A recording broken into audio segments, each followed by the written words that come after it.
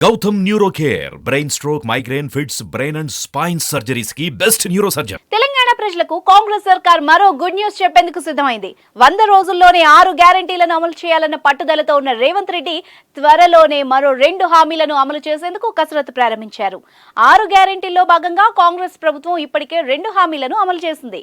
మహిళలకు ఉచిత బస్సు ప్రయాణం, రాజీవ్ ఆరోగ్యశ్రీ పథకాలు విజయవంతంగా అమలవుతున్నాయి. అయితే ఈ 2 పథకాల తర్వాత ఏ పథకాలు అమలు చేస్తారన్న చర్చ రాష్ట్ర ప్రజల్లో జోరుగా సాగింది. ముందుగా మహాలక్ష్మి పథకం ద్వారా మహిళల అకౌంట్లలో 2,500 వేస్తారని, దాంతో పెన్షన్ పంపిణీ కూడా చేపడతారని భావించారు. కానీ వాటికంటే ముందు 500కి గ్యాస్ సిలిండర్తో పాటు 200 యూనిట్ల లోపు ఉచిత విద్యుత్ అందించి తర్వాత మిగిలిన పథకాలపై దృష్టి పెట్టాలని రేవంత్ సర్కార్ ఆలోచన చేస్తోంది. ఈ మేరకు మంత్రి సీతక్క కీలక ప్రకటన చేశారు. లబ్ధిదారులకు అతి త్వరలోనే 500కి గ్యాస్ సిలిండర్తో పాటు 200 యూనిట్ల లోపు ఉచిత విద్యుత్ అందించనున్నట్టు తెలిపారు. ఇప్పటికే ప్రజాపాలన ద్వారా ప్రజల నుంచి దరఖాస్తులు స్వీకరించామని, వాటిల్లో అర్హుల్ని గుర్తించి లబ్ధిదారులందరికీ సబ్సిడీ గ్యాస్ సిలిండర్తో పాటు 200 యూనిట్ల లోపు ఉచిత కరెంట్ అందిస్తామని సీతక్క స్పష్టం చేశారు. సీతక్క ప్రకటనతో ప్రజల్లో ఆనందం నెలకొంది.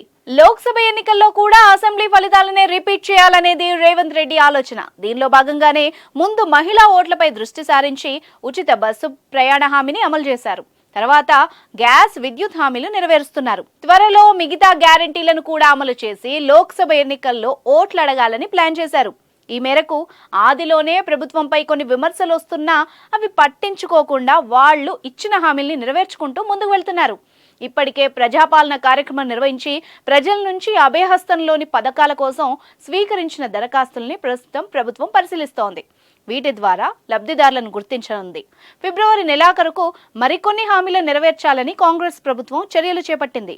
మరి ఇచ్చిన హామీ మేరకు 100 రోజుల్లో 6 గ్యారెంటీలు అమలు చేస్తారో లేదో చూడాలి.